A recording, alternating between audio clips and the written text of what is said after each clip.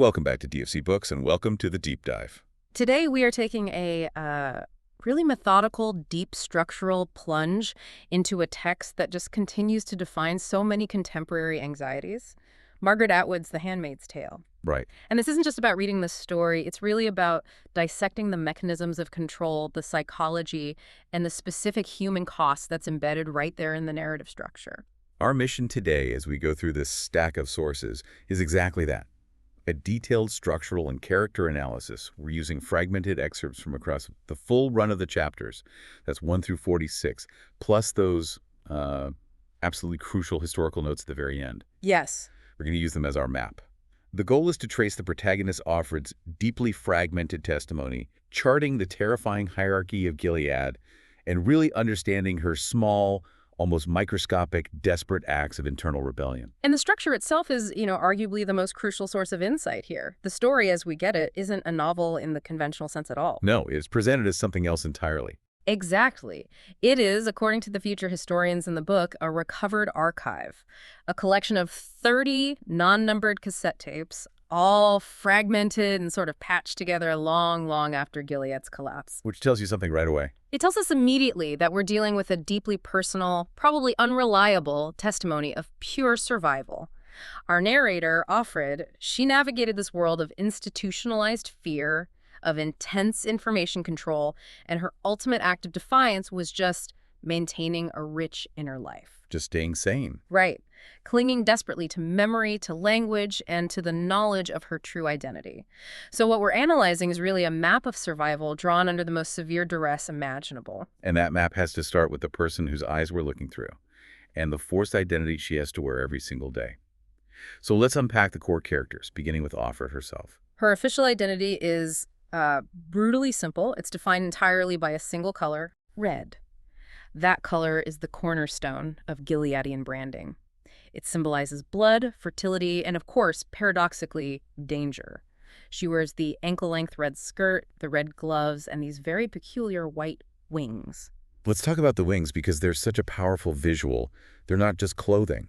No, they serve multiple functions. On one level, they're blinders for the handmaids, forcing them into these prescribed lines of sight. But they also conceal the handmaids from the outside world and, maybe more importantly, from each other. Making them anonymous vessels. Exactly. Offred notices this chilling effect when she sees her reflection in a hallway mirror. She says she's a distorted shadow, a parody of something, defined solely by her function. What's so fascinating to me is how quickly she establishes that she has this dual identity.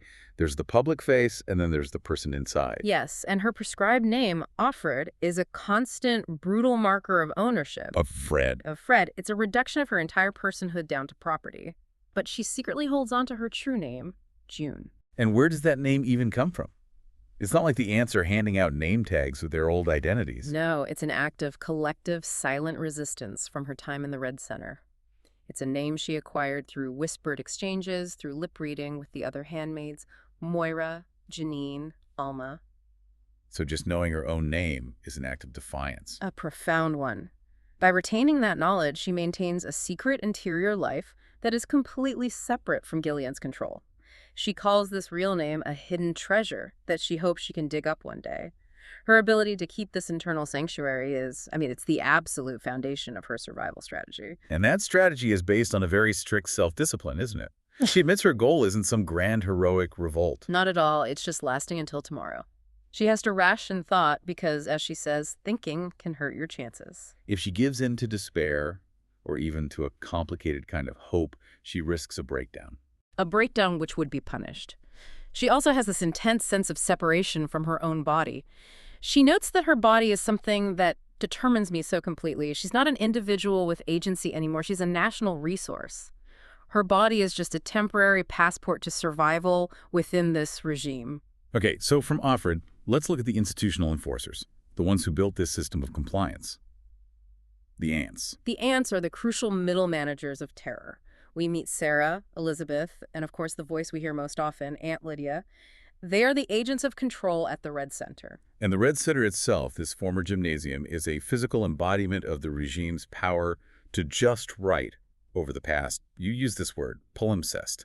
Yes, and it's so important here. A palimpsest is a surface where new writing is put over erased older writing, but you can still faintly see the ghosted lines of what was there before. Like a document that's been reused. Exactly, and the gymnasium is a perfect example.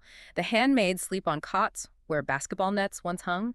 She says they can still smell the pungent scent of sweat, shot through with the sweet taint of chewing gum and perfume from the high school dances that happened there before Gilead. So the new brutal regime is literally written over the memory of youthful freedom. But the echoes of the past remain visible, if you know where to look. And in this ghosted space, what tools, what weapons do the ants use to enforce the new order? It's not just ideology. Oh no, they don't just rely on scripture, they rely on very direct physical intimidation. They patrol the center with electric cattle prods slung from their leather belts. Cattle prods. That juxtaposition cattle prods, used on humans in a space designed for adolescent joy, is key to understanding Gilead's control. It marries this mundane, almost bureaucratic enforcement with sudden, shocking brutality. And Aunt Lydia in particular is just a master of psychological manipulation. She turns oppression into a kind of perverse privilege. She is the master ideologue, absolutely. She uses these chilling little aphorisms to rationalize the fear and the resignation.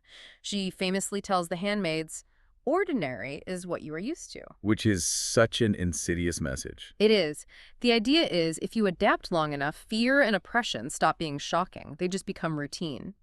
She also preaches that where I am is not a prison, but a privilege. Why a privilege? Because, she argues, they're safe from the chaos of the outside world. Safe from rape, safe from career pressures. This is a deliberate manipulation to make the handmaids cultivate what she calls a poverty of spirit. Which is essentially just conditioning them for compliance. And for mental blankness. For what Offred later calls blank time. So once Offred leaves the ants in the Red Center, she moves into the commander's household, and the threats become much more intimate, much more concentrated. This brings us to Serena Joy. Serena Joy is terrifying in her bitter resentment. The irony surrounding her is just... it's immense. It's vast and deeply tragic. Her real name was Pam. She was a former religious media figure, a lead soprano, and a very public advocate for traditional values. She vehemently argued that a woman's place was at home, focused solely on the family. And now, in the world she literally helped create, she's trapped. Completely. She's thick-waisted, she uses a cane, and she's reduced to knitting in her drawing room, unable to fulfill the one biological role the regime values above all else. The very system she championed has marginalized her. She's a proponent of patriarchy who now finds herself imprisoned by it. Exactly. She uses her cane and the diamonds on her knuckly finger, which rest on the ivory head of the cane, as a kind of weapon. Offred describes it as looking like an ironic smile, and she channels all of her suppressed aggression, all that bitter resentment, entirely toward Offred. Because Offred embodies the one thing she lacks. The fertility that Serena Joy lacks and desperately needs. Offred is a living symbol of her failure, and the forced intimacy of the ceremony just makes that resentment lethal. Below Serena Joy, in this strict household hierarchy, are the Marthas, Rita, and Cora, the domestic staff. Yes, and they also view Offred with a great deal of suspicion. They're dressed in a dull green, which is distinct from the wives' blue and the handmaids' red. The Marthas are the essential gears of the domestic machine. And they're not a monolith. Rita and Cora are very different. Very. They are suspicious, judgmental, and, in Rita's case, openly angry. Rita states, "Nothing safer than dead," after a Martha is shot, which highlights the pervasive danger even for those who seem to be complying. Cora's a little different, though. Cora is more pragmatic. She's focused on maintaining the routine, believing they're doing their job, keeping us safe. To the Marthas, Offred isn't a sister or even a person. She's a household chore. A temporary vessel. A temporary vessel whose success or failure determines their domestic stability and, potentially their own safety. And then there's Nick, the enigmatic guardian. He introduces the first real spark of external danger, but also maybe potential hope. Nick is young, he's lean, and he's described with this very telling adjective: whimsical. He is, on the surface, a routine policeman, though he might be an eye in disguise. Surveillance is everywhere, you have to remember. So his role is ambiguity. Incarnate. He's assigned to the commander's household, and his subtle, silent wink at Offred is a profound and incredibly dangerous breach of the rules. For Offred, it's an act of small defiance, something she hoards. It suggests he's capable of taking a risk. Or that he has some kind of hidden agenda. It prompts Offred to immediately question everything. Is he just friendly? Is he a spy sent to test her loyalty? So with all these characters established, let's pinpoint the defining moments of these very first chapters. Okay, so moving into the specific chapter analysis, chapter 1, set in that repurposed gymnasium, is fundamentally about stripping away the past while the memory just sort of lingers. Yes, and the crucial event in that chapter is so subtle, but it's completely foundational to their survival. It's the handmaids exchanging their true names: Alma, Janine, Dolores, Moira, June, and Whispers, and by lip reading, establishing this forbidden bond of identity. That whisper network is the first real act of resistance in the book. It's an affirmation that their inner life remains theirs. It's an exercise in silent, secret solidarity, confirming that Gilead has failed to completely erase their personhood. Then Chapter 2 locks Offred into her new physical cage. She's in her room, and it's been meticulously purged. It's a place of designed isolation. The room is stripped of anything that could be useful for escape or self-harm. There's no glass, the window is shatterproof, and then there's that very telling sign: the chandelier hook has been plastered over. A room designed to prevent other escapes. Exactly. So the crucial event of Chapter 2 is Offred donning the full handmaid's costume, the red skirt, the flat shoes, red gloves, white wings, formally accepting the prescribed identity that the color of blood defines. She looks in the mirror and sees herself as a sister dipped in blood, acknowledging her new status as a resource that is not being wasted. So we move from the intimate terror of the house and the Red Center into the routine, which is really its own kind of terror. Chapter 4 establishes the daily walk, This terrifying 2x2 formation. which forces the handmaids to be mandatory spies for one another. Yes, the walk is completely ritualized. It's framed by the state as protection, but Offred knows they are primarily surveillance mechanisms for each other. They have to use the scripted greetings. Blessed be the fruit. May the Lord open. All with this practiced piety.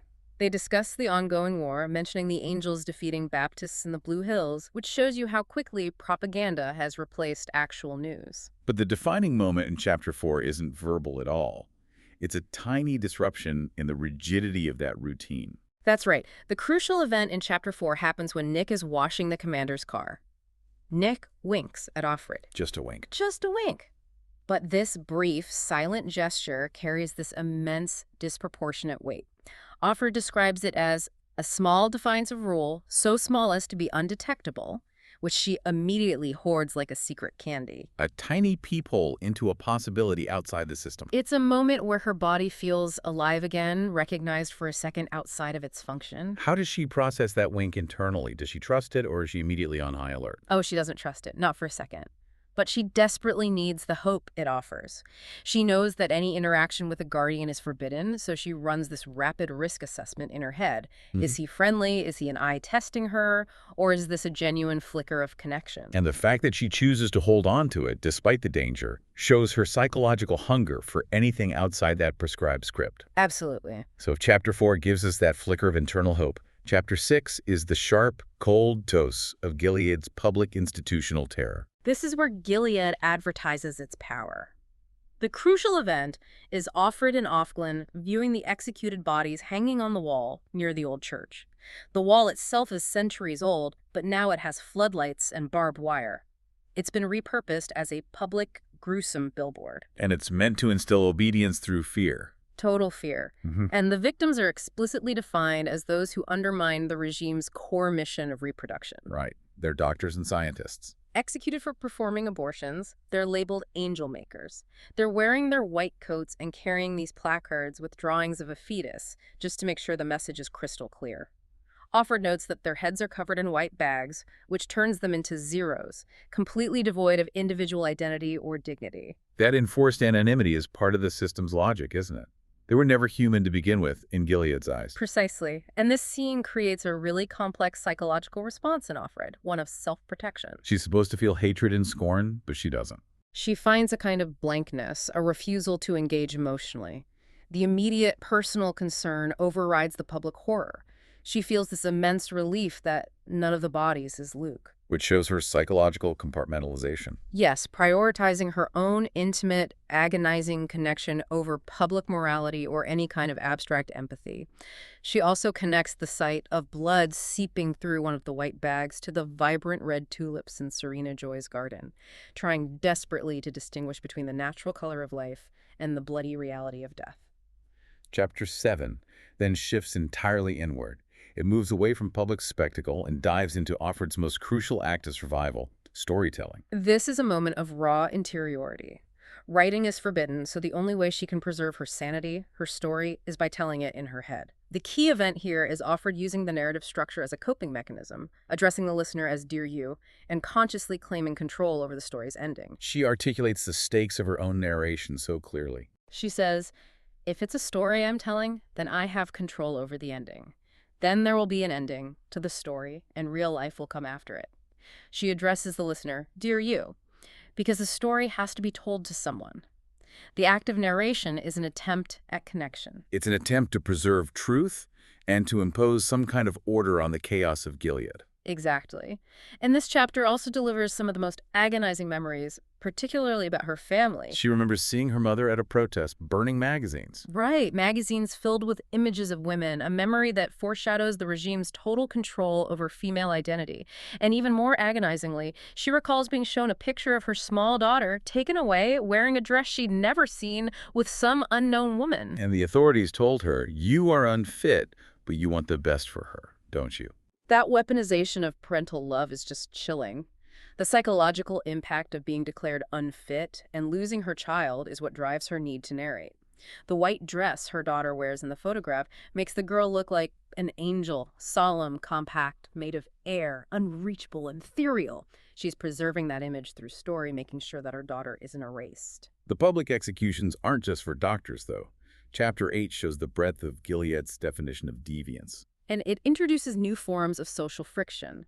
The crucial event here is Offred witnessing the public display of 3 new bodies, a priest and 2 guardians executed for gender treachery. Which clearly shows Gilead's strict enforcement not just of reproduction, but of traditional gender roles and sexuality. The regime is intent on regulating every single aspect of human intimacy. We also get a very clear look at the Econowives and the profound resentment they hold for the handmaids.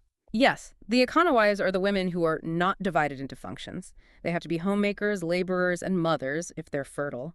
They contrast so sharply with the specialized handmaids. They're gathered for a funeral carrying a small black jar for a fetus that foundered at 2 or 3 months, a failed pregnancy. And the envy is palpable. The sheer silent envy, yes. We see them scowling and spitting. But why do they resent the handmaids so explicitly? The handmaids are clearly oppressed themselves. Because handmaids have value, even a perverse form of privilege in their specialized function. They're deemed fertile and necessary. The Econowives, who bear all the domestic burden, see the handmaids as protected, pampered resources, despite the horror of the red uniform. So Gilead, by enforcing these rigid class divisions based on fertility, effectively maximizes the lack of female solidarity. It's how the system works. The women are too busy judging and envying each other to unite. And all the while, Aunt Lydia's voice is the constant soundtrack to this acceptance, reminding Offred that this has to become normal. Ordinary, said Aunt Lydia, is what you are used to. This may not seem ordinary to you now, but after a time it will. It will become ordinary. And Offred, observing this whole array of things, the red tulips, the hanged men, the resentful Econowives, she has to apply immense effort every single day just to maintain her mental clarity, to distinguish between these realities, and to prevent the terror from becoming truly ordinary. Part 3 brings us deeper into the commander's house, where silence and boredom are actually strategic tools of control.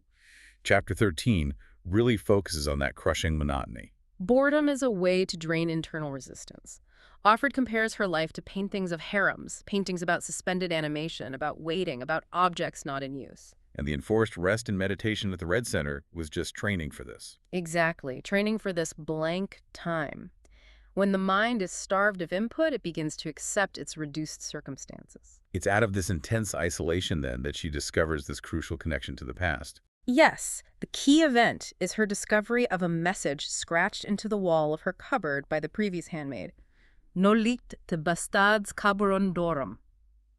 This useless, meaningless phrase, which she later learns is just bastardized Latin for "don't let the bastards grind you down," is like an electric shock. Why does this nonsense phrase have such power for her? Because it's an affirmation of shared resistance. She is energized by the knowledge that someone else was there, that someone else felt the same pain and the same defiance. She imagines the former handmaid being like Moira, quirky, resourceful. The phrase gives her a small joy. A sense of communion across time. Yes, a command to resist even if she doesn't know what she's resisting against. Chapter 14 brings the entire household together for the ritualized evening assembly. And the sitting room is described as subdued, symmetrical, and the shape money takes when it freezes.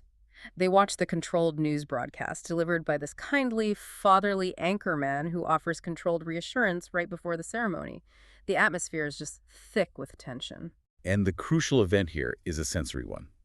It breaks that mandated distance between the handmaid and the guardian. It's that charged, brief moment of contact when Nick, standing behind her, touches Offred's foot with his boot. This accidental or intentional touch is the most important event in Chapter 14. It makes her body feel alive again. Exactly. She feels her shoe soften, blood flows into it, it grows warm, it becomes a skin. This minor physical contact transforms the entire assembly into a secretive, shared moment. And that moment of human connection makes the ceremony, which immediately follows, feel even more mechanical and dreadful. Chapter 16 is the central ritual of Gilead. It's meant to be clinical and dehumanizing, and the crucial event is the ritual itself. The commander and Offred engage in the mandated, passionless act with Serena Joy holding Offred's hands. The whole structure is designed to remind everyone that this act is not about pleasure or romance, it is about function. The humiliation is profound, especially with Serena Joy's enforced participation. Offred is fully clothed except for her lower garments. It's explicitly non-sexual. Arousal and orgasm are no longer thought necessary. The purpose is impregnation, a duty shared by the three of them in this grotesque parody of family life. And afterward, Afterward, Serena Joy, just filled with loathing and utter defeat, dismisses Offred, who then notes the cold, raw, physical detail. The juice of the commander runs down my legs. The absence of intimacy is the greatest weapon of the scene. following the ceremony in Chapter 18, Offred retreats entirely into acute observation and memory. She tortures herself by contemplating the painful uncertainty of Luke's fate. Was he killed quickly? Or is he suffering in a prison somewhere? The uncertainty is worse than confirmation. And the household offers no spiritual comfort, just a single cushion on her window seat. A cushion that says faith. Yet within this context of reduced circumstances and agonizing uncertainty, she finds this startling moment of grace. The crucial event of Chapter 18 is Offred contemplating Luke and finding intense, momentary pleasure in the simple perfection of her breakfast egg, which she sees as what God must look like. She observes that the desire to live attaches itself to strange objects. The egg, glowing in the sunlight, is this minimalist pleasure, a perfect self-contained symbol of potential life and hope, and it contrasts so sharply with her own barren landscape. Chapter 20 and 21 then pivot to the one successful outcome of the system, a birthday, the ultimate collective female ritual. This illustrates the institutionalization of fertility. The handmaid, Janine, who is now of Warren, is giving birth. The crucial event across these chapters is the handmaids chanting collectively, "Breathe, breathe," and the moment the commander's wife sits on the birthing stool above Janine, symbolically claiming the birth. The handmaids literally lose their individuality during the labor. They chant in unison, feeling the pain and pressure collectively. "We are no longer single," she says. And meanwhile, the wives are downstairs, feasting and drinking wine. They have oranges, a symbol of luxury, waiting for the results, displaying this collective faint wisps of acid envy. The wife sits above Janine like the arms of an eccentric chair, literally stealing the experience. And the baby, Angela, is then ceremoniously placed in the wife's arms, reinforcing the wife's status as the true mother in the eyes of the state. And Janine, exhausted and alone, is still having the afterbirth pains, a final physical insult.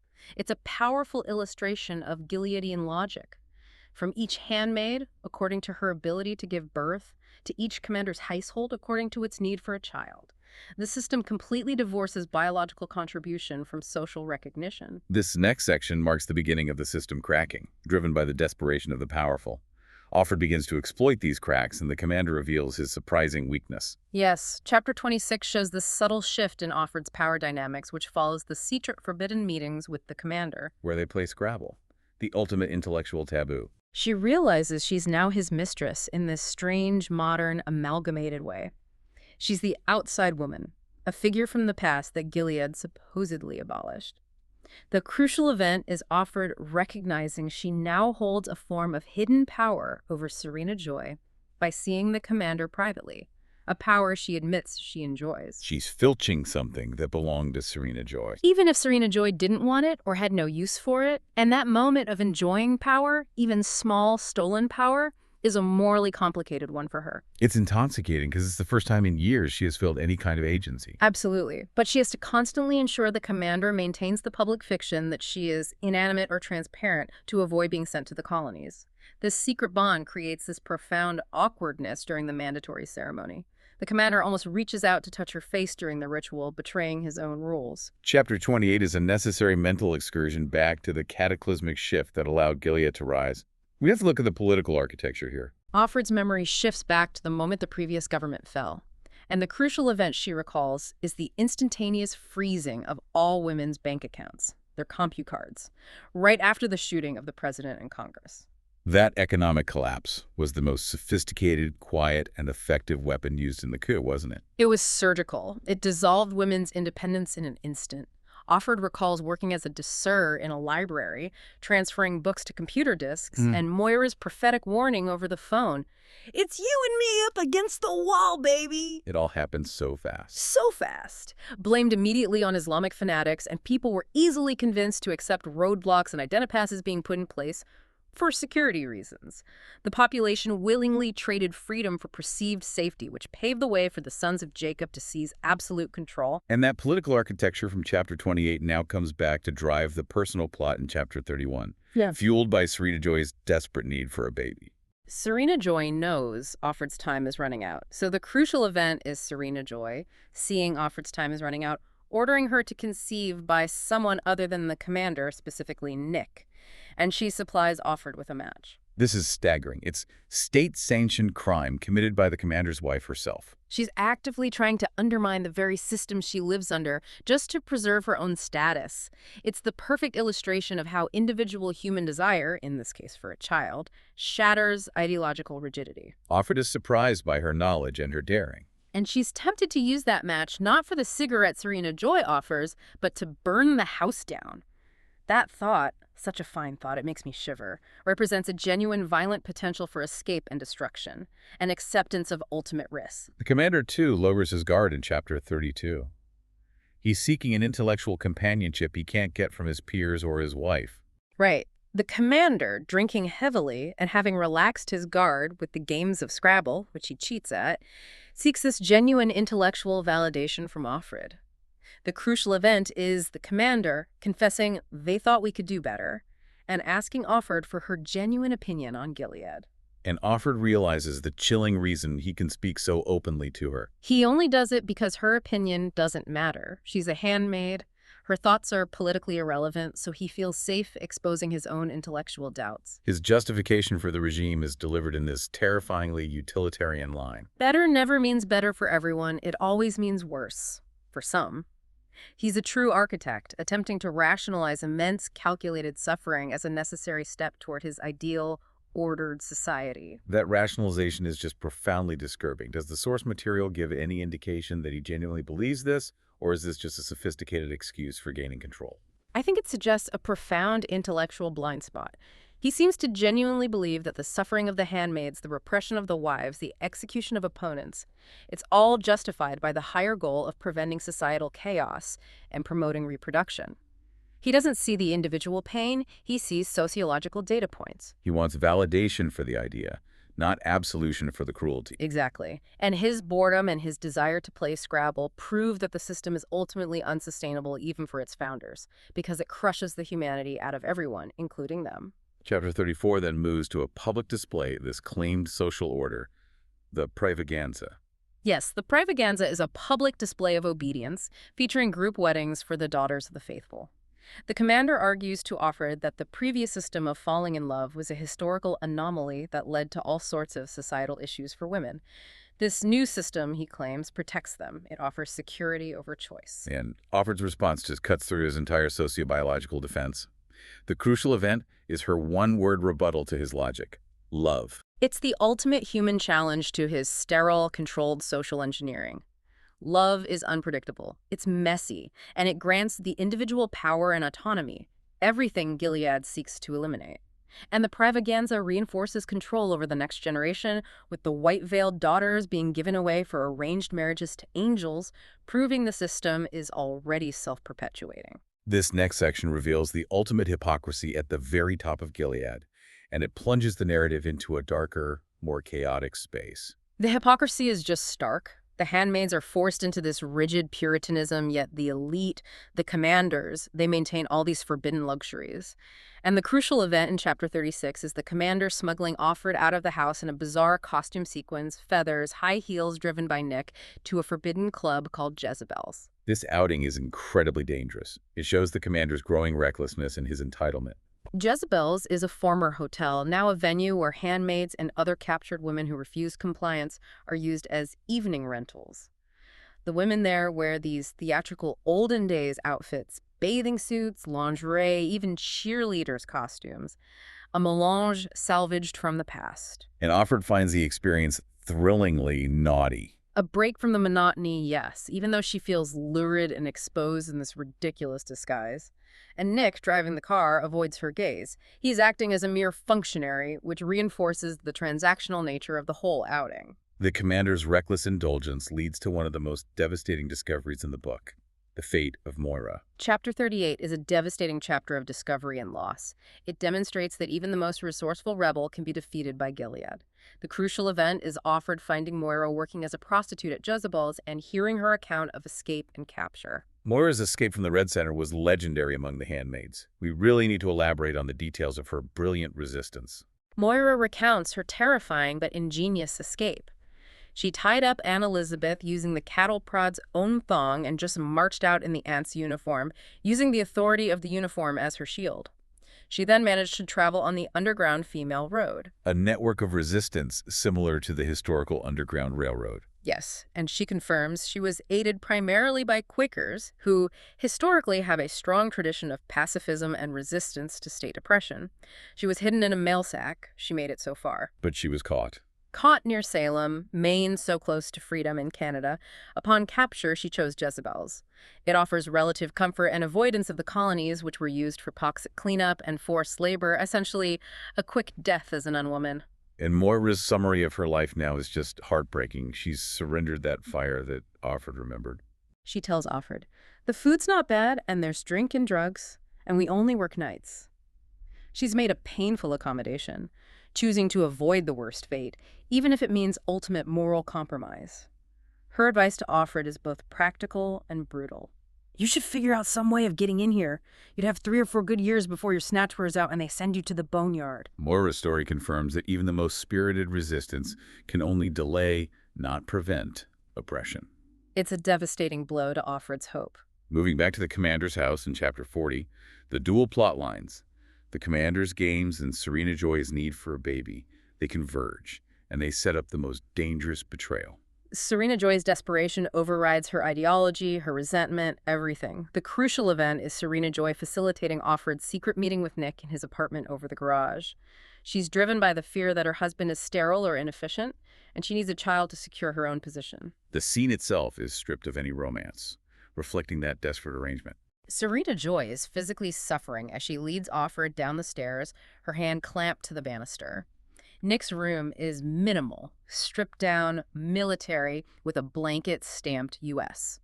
They discuss the difficulty of performing this act, which Offred calls awkward and clumsy. And when Offred cries, she realizes it's a betrayal of Luke. Yes, she notes, "I would like to be without shame. I would like to be ignorant."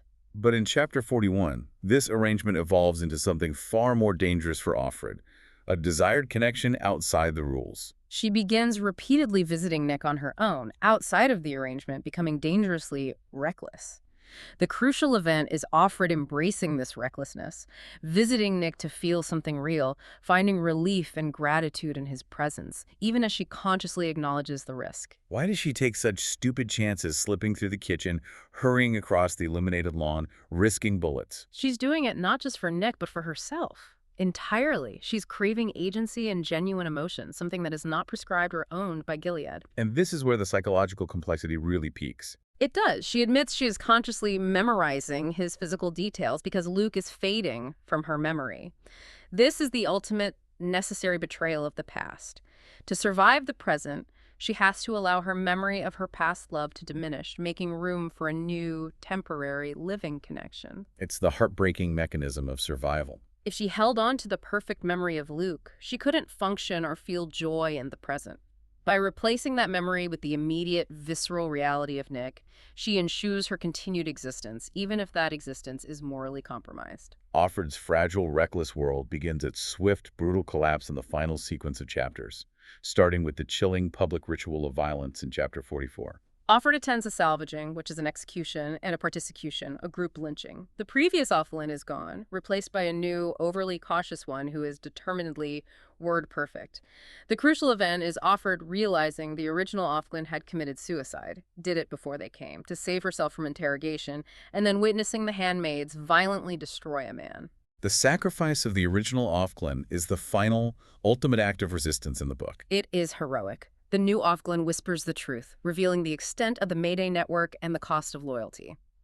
During the particution, the handmaids are told the man they are lynching is a rapist. They viciously tear him apart, a mechanism designed to channel their suppressed rage into state-sanctioned violence. But he wasn't a rapist. Offred later learns he was a Mayday member. The sheer, terrifying violence breaks Janine of Warren, whom Offred sees smiling uncontrollably, her eyes come loose, signaling her total mental and emotional breakdown. The chaos of the outside world is then quickly mirrored inside the house in chapter 45, where the secret life unravels completely. Serena Joy has been collecting evidence. The crucial event is Serena Joy finding evidence of Offred's betrayal, the lipstick stains, the sequins, and furiously confronting her, threatening her with the same fate as the previous handmaid. The sheer rage of Serena Joy must have been overwhelming. She drops Offred's winter cloak and this disgusting thing, the purple sequins from Jezebel's on the floor, calling Offred a slut. And Offred, having just witnessed the particution and learned of Offglen's suicide, just gives in to total resignation. She thinks, I will obliterate myself. I resign my body freely to the uses of others. She accepts objection, driven by the intense fear of pain and the knowledge that resistance now is useless. Offred sits in her room, waiting, in chapter 46, contemplating using her single hidden match, but she doesn't get the chance to choose her own fate. She's paralyzed. The moment of action is chosen for her. The crucial final event in her testimony is the arrival of the eyes. Two men in gray suits arrive to arrest Offred for violation of state secrets, but Nick, who turns on the light in the room, whispers to her, "It's all right, it's Mayday, go with them." Nick calling her by her real name, June, for the first time, right as the eyes arrive. It's a breathtaking moment of profound, immediate trust, but also ultimate ambiguity. It is. The commander is completely shocked by the arrest, which proves he didn't orchestrate it, and suggests the danger to him is real and immediate. Serena Joy, utterly defeated, calls Offred a bitch. Cora and Rita are distressed because Offred was their last hope for a baby. And Offred enters the black van, stepping into a terrifying, yet possibly hopeful future. Her fate is completely unknown, which is exactly how the system collapses with radical uncertainty. To fully understand the nature of Offred's testimony, we have to jump forward 200 years to the Symposium in Nunavut, 2195 AD. This framing instantly turns Offred's intimate, desperate testimony into a mere academic archive, dissected by Professor James Darcy Piasotto. This is such a crucial section that recontextualizes the entire narrative. Piasotto analyzes the source material, confirming that the story we just read is derived from 30 fragmented, non-numbered cassette tapes discovered long after Gilead's collapse. And the academic detachment in this section is perhaps more chilling than the violence in the main narrative. The historians had to laboriously reconstruct the timeline. What did they find about the tapes themselves? They found the tapes were camouflaged. They were labeled with titles like Elvis Presley's Golden Years and Boy George Takes It Off, because secular music was banned under the regime. And the name of the collection, The Handmaid's Tale, Was appended by a Professor Wade in homage to the great Geoffrey Chaucer. with a rather vulgar pun on the word tail. So they hid this agonizing testimony behind trivial, banned pop culture titles. What does that tell us about the resilience of personal memory and the nature of Gilead's control? It tells us two things. First, the narrators of the tapes, whether it was Offred or someone else, understood that if they were caught, the cultural camouflage might buy them a moment of protection or misdirection. And second, it highlights the failure of Gilead to fully erase culture. Pop culture, even banned pop culture, remains a more recognizable vessel than a political document. Piasotto helps us identify the commander, moving him from a personal figure of oppression to an architect of state terror. Yes, he is confirmed to be Commander Waterford, one of the regime's original architects from the Sons of Jacob think tanks. He focused on social structure and packaging. We learn that Waterford was purged soon after Offred's account ends, accused of liberal tendencies and harboring a subversive. And his hair was gray. His hair was indeed gray, as Offred noted, and his attempt to gain validation from Offred was likely linked to his own intellectual isolation within the ruling class. And the ant's naming convention, which seemed random, also has this terrifying historical context. Waterford is credited with the ingenious idea of naming the ants after familiar commercial products, cosmetics like Aunt Sarah, cake mixes, remedies like Aunt Lydia to make them seem reassuring or at least familiar in the pre-Gilead period when the regime was consolidating power. It's a marketing strategy applied to oppression. Exactly. The historians also speculate intensely on Offred herself. They think she was part of the first wave. Yes, the first wave of reproductive women, chosen because they had previously produced healthy children in non-marital unions, which Gilead retroactively declared adulterous. The regime wanted proven fertility in an age of plummeting Caucasian birth rates, making her past fertility a weapon against her. They also note that the Offred in the tapes was deliberately misnamed Serena Joy in a previous unreleased draft of the story, perhaps to protect her identity, or maybe due to a historian's error. Finally, the ambiguity surrounding Nick is resolved, which gives us a crucial nugget of knowledge about the Mayday network. He was, indeed, a crucial Mayday operative. He had infiltrated the Gilead structure at the highest level, a double coup, since he was also an eye. He orchestrated Offred's rescue, potentially because he himself was in jeopardy after the discovery of the first Offglen's Mayday Association, but also because, as Piasotto notes, the human heart remains a factor, and they thought Offred might be pregnant by him. He was a genuine agent of the underground resistance. He was. But despite this confirmation, the ambiguity of Offred's ultimate fate persists, which is perhaps the most tragic element of this recovered archive. Indeed. The narrator's ultimate fate, whether she escaped to Canada, was recaptured, or became a recluse, remains unknown. Piasotto compares her to Eurydice. We may call Eurydice forth from the world of the dead, but we cannot make her answer, and when we turn to look at her, we glimpse her only for a moment before she slips from our grasp and flees. Her narrative is a perfect example of a text recovered, but a human lost. This deep dive has shown us that The Handmaid's Tale is not simply a narrative of oppression, but it's a testament to resistance fought primarily through memory, through forbidden language, like the secret strength of Nolite te Bastar's Carborundorum, and through desperate, dangerous connections. It is. It's a stark reminder that even when the body is enslaved and information is controlled, the individual pursuit of identity and knowledge persists as a form of rebellion. And the recovery of the tapes confirms that the system ultimately failed to erase the record. The voice survived. However, the future historians, led by Professor Piasotto, view the Gileadian era with this chilling clinical detachment.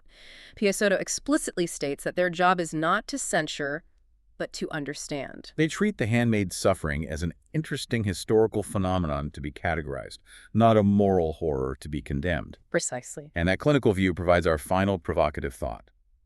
Considering the immense suffering detailed in these excerpts, the persecutions, the emotional collapse of the handmaids, the terror of the walls, and the historian's insistence that moral judgments are culture-specific, we leave you with this. Is it truly possible to study a brutal regime without acknowledging a moral responsibility to condemn it? Something to mull over until our next deep dive.